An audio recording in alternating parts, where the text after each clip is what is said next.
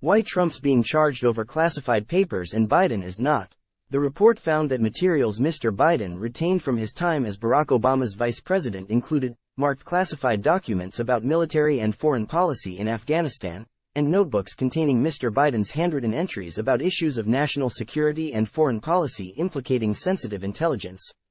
Sources and methods. The decision stands in stark contrast to the decision by a grand jury to indict former President Donald Trump for keeping documents at Mar-a-Lago.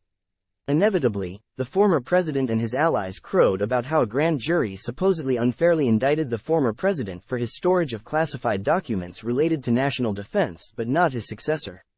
This has now proven to be a two-tiered system of justice and unconstitutional selective prosecution.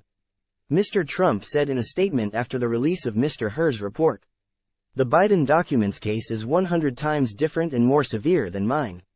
But in his report, Mr. Hur made a key distinction between Mr. Biden's case and Mr. Trump's. In the report, Mr. Hur said that historically, former presidents and vice presidents had knowingly taken sensitive materials related to national security on several occasions. This historical record is important context for judging whether and why to charge a former vice president and former president, as Mr. Biden would be when susceptible to prosecution for similar actions taken by several of his predecessors, the report read. With one exception, there is no record of the Department of Justice prosecuting a former president or vice president for mishandling classified documents from his own administration. Mr. Hur said that Mr. Trump proved to be the exception to the rule. While Mr. Hur wrote his job was not to assess the charges against the former president, he did say Mr. Trump had broken precedent.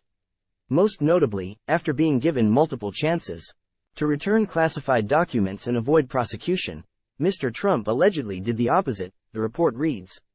According to the indictment, he not only refused to return the documents for many months, but he also obstructed justice by enlisting others to destroy evidence and then to lie about it.